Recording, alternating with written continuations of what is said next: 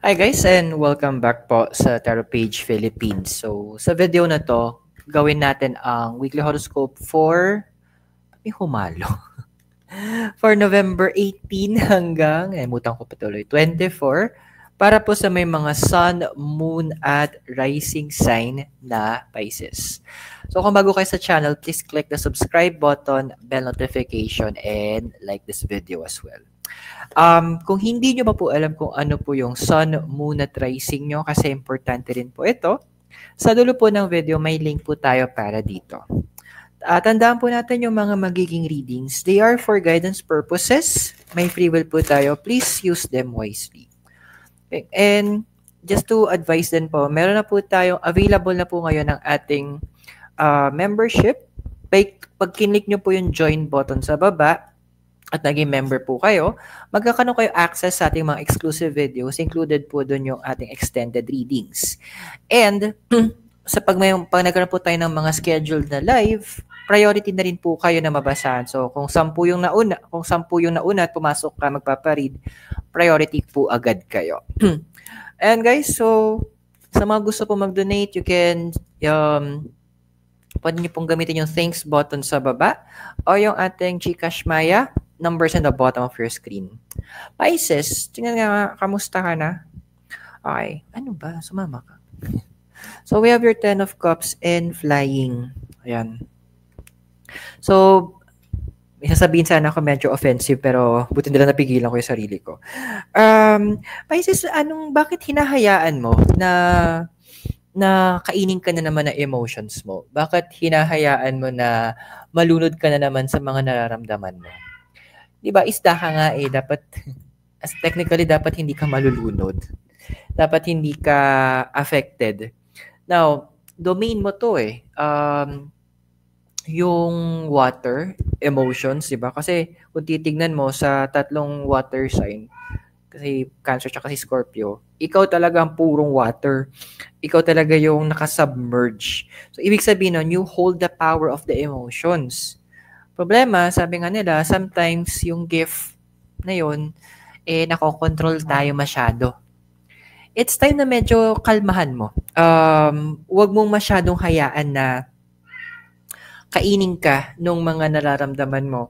And not to mention, House of Secrets ka. Tabi, House of Secrets. So, yung mga point na ang dami mong nalalaman, or na-absorb na details from other people, kalmahan mo lang yung sarili mo. Huwag ka masyadong nagpapa-affect doon.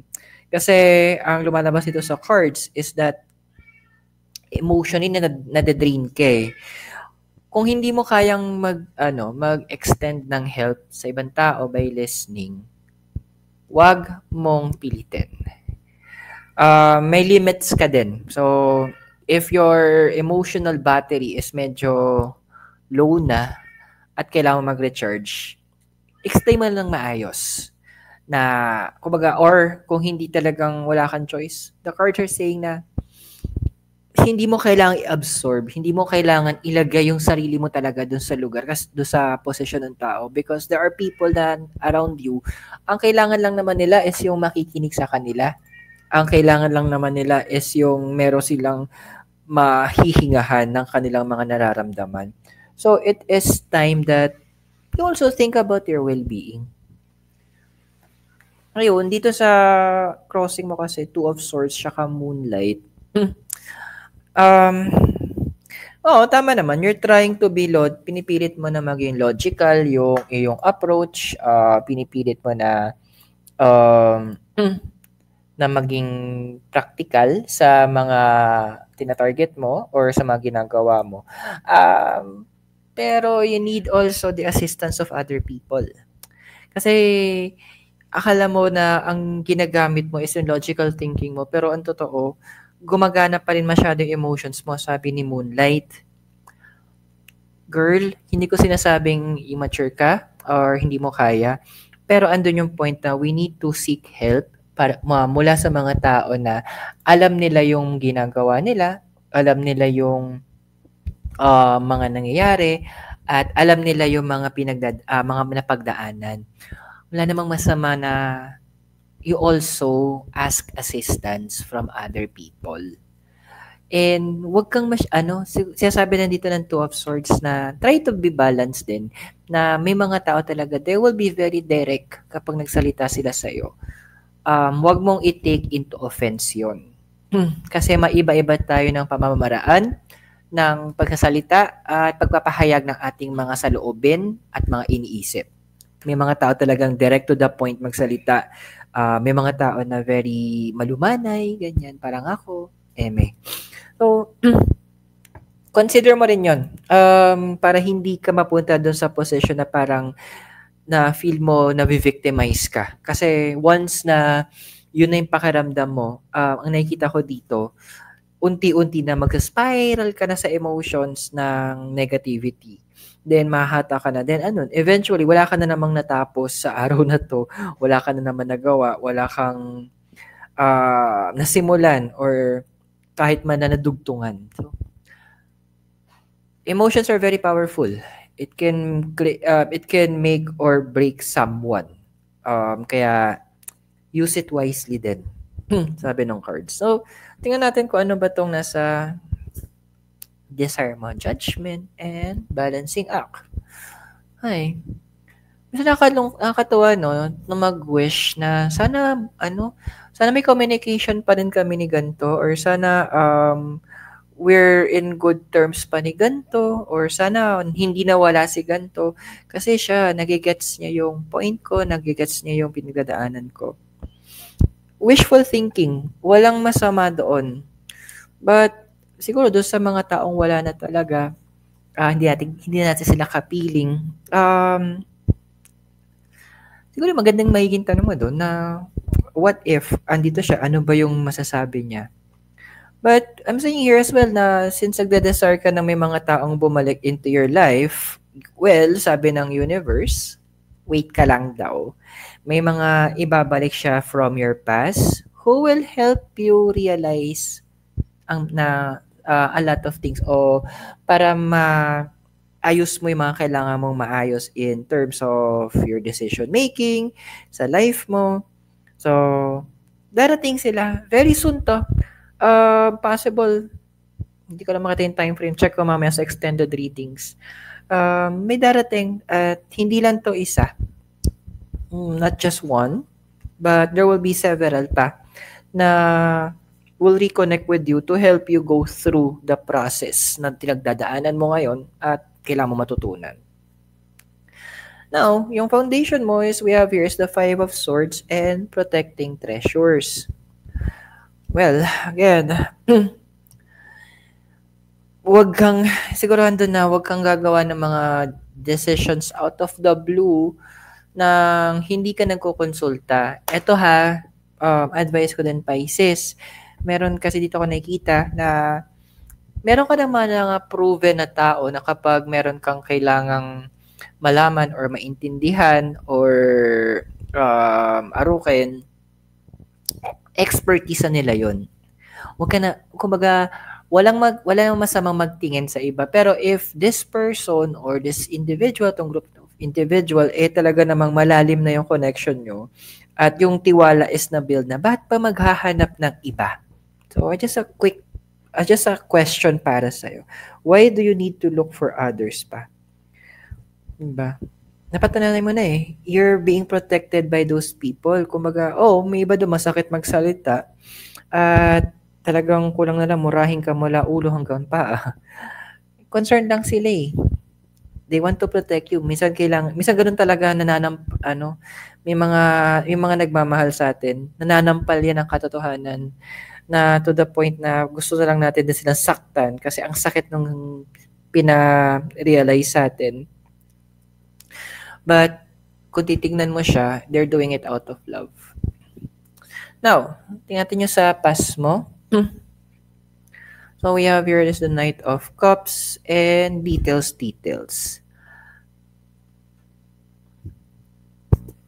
Ito, hindi ko alam kung para sa lahat to, pero ang nakikita ko kasi dito, ang dami sa Pisces na naghahanap dito ng parang father figure in the kasi andun yun yung ang dami sa inyo na yun yung kulang. Parang someone to look up to someone na pwedeng takbuhan kapag nangihina na, someone na hihingian ng advice, yung tipong you feel protected because of that masculine energy na dala net ng father figure. Anong masama eh, pero andun kasi na it's one thing na pwede mo siyang i-manifest, sinasabi ng cards. So, kung hindi mo siya naranasan before, ando na sinasabi ng cards na, then, why not bring it now sa universe para yun naman ang i-manifest sa life mo, para yun naman ang dalin sa buhay mo, at maramdaman mo paano magkaroon ng father figure. Now, just a reminder ha, hindi pag sinabing father figure, hindi naman ibig sabihin matanda na agad.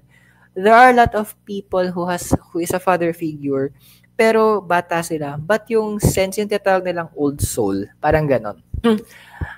Yung point na they're mas mature sila sa age nila, at andoon talagang mararamdaman mo yung concern, mararamdaman mo yung pagbavalue. So, walang masama if you need to entertain or connect with them.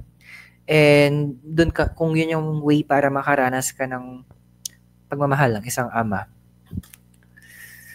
Well, natin na yung future na ikaw. So, 3 of Pentacles and Talisman. See? Kapag nagawa mo to talaga na meron kang yung father, yung part mong yon, yung hunger mo for a father figure is ma-fulfill. With, alam yung card of the Talisman, ang talisman kasi parang sa normal terms, charm, parang ganon. Or yung siguro sa Tagalog, pampaswerte, ganyan, o protection. You will have this realization na ikaw mismo yung charms. You will have this, magkakaroon ka ng enlightenment na, kaya ko naman pala, o ay, pwede palang ako yung magtawag ng energy na to. Ay, pwede palang ako yung maging ilaw na hinahanap ko.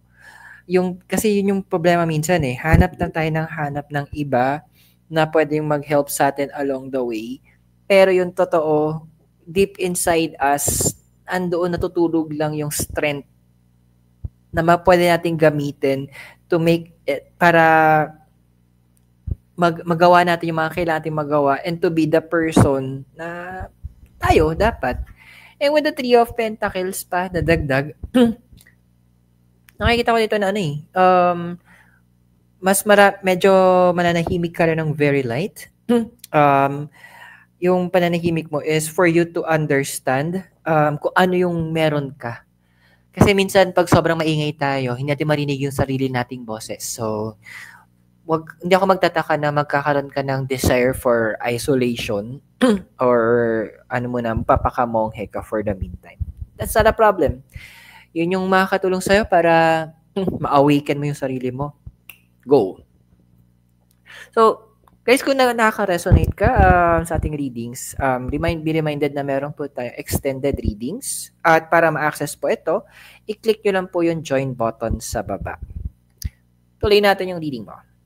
Okay, Pisces. So, yung physical surroundings mo, meron tayo itong 2 of Pentacles tsaka Bone Collector. Di ba tapos yung mo? Kumbaga sa ahas, yung shedding of skin. Kasi may mga tinatanggal ka pa eh. Now, guys, ito ang yung iba, pwedeng hindi to pwedeng selected yung message na to sa part ng reading. Nakikita ko kasi dito na meron, yung iba sa inyo meron kayong gustong filean ng kaso. Siguro parang panloloko ba to, panggagancho, may ganong may ganong klaseng energy lumalabas dito. Pag-isipan mo mabuti to kasi yung mga kung yung evidence na to, parang medyo mahina yung magiging laban mo in terms of the evidences. So, kung ikaw yung parang feeling mo kailangan mo mag-file ng kaso, it would be advisable na humanap ka ng legal or mag-seek ka ng legal advice para makita kung ano yung mga kailangan mo. Kasi may involved dito ng panloloko eh. Hindi ko naman yung klase panloloko ba to, kung sa relasyon ba to or sa pera, property, pero may involved eh. So, if you're that person, seek legal assistance. Okay? Check natin yung emotional environment mo. Meron tayong Ace of Wands and wide open. Sabi ni, magkakaroon talaga ng isolation moment. Eh. So, ang dami na nakakaramdam sa inyo ng parang gusto nyo ng unang mag-long travel, mag-long vacay. Kailan ba next na ano? Alam ko sa katapusan, meron tayong long weekend. So, siguro pwede mo i-consider, yeah, I think so. So, pwede mo i-consider yon. And, kumaga, bigyan mo ng chance yung sarili mong makahinga, magkaroon ng renewal. Well, magkaroon ka muna ng retreat, ganyan. Kasi, minsan ng isolation, ginagawa ko dati, isolation, literal staycation. Yung tipong magbubook ako ng condo, yung mga condotel. Tapos doon lang ako. Isa. Minsan 3 days, 2 nights, ganun. So, there's no wala ko nakikitang ganun na problema, and hindi mo kailangang i-explain yung sarili mo kung yun yung iniisip mo na baka hindi nila magets. Hindi mo kailangang i-explain na kaya mo to gagawin is para sa sarili mo. No, it's not a requirement na ipaintindi mo to sa mga kasama mo. Tamang paalam lang, pwede na. Magsasabi ka na alis ka, ganyan, you'll be back after. Yun lang, and to contact you, ito yung number or whatnot. Okay na yun. Hindi mo kailangan todo explain. Kasi ginagawa mo to para sa sarili mo hindi naman para sa kanila. Now, let's check your hopes and fears. 7 of Swords, tsaka education. Well, ito lang masasabi ko. Masarap talaga kapag tinawag ka ng universe towards spirituality. So, yung ba sa inyo na you feel na parang nadodrawn kayo? Well, hindi naman kung spirituality, yun, malamang kaya ka nanonood ngayon kasi nadodrawn ka sa tarot. So, it's about spirituality din ang pagbabasa ng tarots. Andoon na you need to flow. Yun yung, kumbaga may part mo, hindi ikaw on the surface na gusto mong mag-hope na mag-flow ka doon sa spirituality. Pero andoon na yung part, yung pinaka-inner core mo, tinatawag ka na doon sa level na yon. Yung inner core mo is gusto ka nang dalhin sa level na kung saan you are connected sa universe. Well, naghahanap ka ng mentor, naghahanap ka ng magtuturo, then ask the universe na daling ka sa mga individuals na i-guide ka, bibigyan ka ng tamang information, at andoon na, kasi tanda lang, medyo marami kasing mga dilulo na rin nagkalat na yung iba tadaanin sa takot, gano'n. Medyo, let's try na makinig tayo ngayon doon sa instinct. Remember, you're the house of secrets. So, kaya mong ungkatin yung totoo about them. Kung ano ba yung intentions nila. Kung may balak ba silang hindi maganda. And pag may nakita ka or nakakaramdam ka ng parang red flag, stop for a moment, investigate. Kasi ang red flag, kapatid, hindi po yan festa, hindi po yan carnival. It is a warning for you. Ano ba sabi sa future mo? The moon and ride the wave. What a nice combination. Sa future mo kasi, yes, a lot of you talaga magfo-flow into spirituality. So, hindi ako magtataka parang kung makakita ako ng mga comments na nagtatanong paano magbasa ng cards or paano malaman yung ganito about horoscope, numerology. Hindi ako magtataka na karamihan doon is manggagaling sa may mga sa mga tao na may placements ng Pisces, because you are being called to such level. Ngayon, madami sa inyo magfo-flow doon. Now, huwag kayong matakot magkamali. Magkakamali ka talaga in the process kasi no one's perfect. Pero, huwag mo namang hayaan na yun yung magpabagsak sa'yo o andoon na ma-discourage ka because of it. You are in a learning curve. Kahit ako, kahit matagal ako nagbabasa, araw-araw natututo pa rin ako mula sa ibang mga tao, mula sa mga lessons na binibigay ng universe. So, andoon na huwag ka matakot na manghingi ng assistance. Yan which is yung in-amplify ng deity mo na si Pegasus. So, friendship, freedom, and the wish to assist. Alam doon na andoon na you have a lot of connections. May mga kakilala ka din personal level or may idea ka kung sino na pwedeng pagtanungan, go for it. But more than that, si Pegasus, pinapaalala sa'yo with freedom, you need to also exercise it. So, then andun yung point na if you need to do research, if you need to watch videos or read books about spirituality, go ahead. Be sure lang na hayaan mo yung intuition mo ang tumulong para i-guide ka on ano yung i-absorb mo, ano yung hindi. Kasi, again, nasa mundo tayo ng balance ng lahat. So, we have the yin-yang. Kung merong mga genuine, for sure, may mga fake. So, I hope nakatulong yung readings sa'yo. At tandaan yung mga readings are for guidance purposes. So, use your free will wisely. Kung bago kayo sa channel, please click the subscribe button, bell notification, and give this video a like. At makuha na tayo ng cards para sa extended readings. Ay, talaga ba? Okay. So, sorry. Kung gusto niyo malaman kung ano po yung extended readings natin, even the time frame yung nabanggit ko kanina, you can click po yung join button sa baba to gain access sa mga exclusive videos for members only. And of course, kung kailangan nyo po nang magpa-schedule ng private readings or spellworks, you can message me in my Facebook page. The link is in the description below. For donations, you can use the thanks button sa baba or yung ating Gcash Maya. Numbers on the bottom of your screen. Pisces, maraming salamat. God bless, Namaste, Hare Krishna, and blessed be. Naway magkita tayo very soon. Mula po sa La Trinidad Benguet at si Mikay po lumabas para kumain yata. You have a great day and I'll see you on our extended readings. Thank you.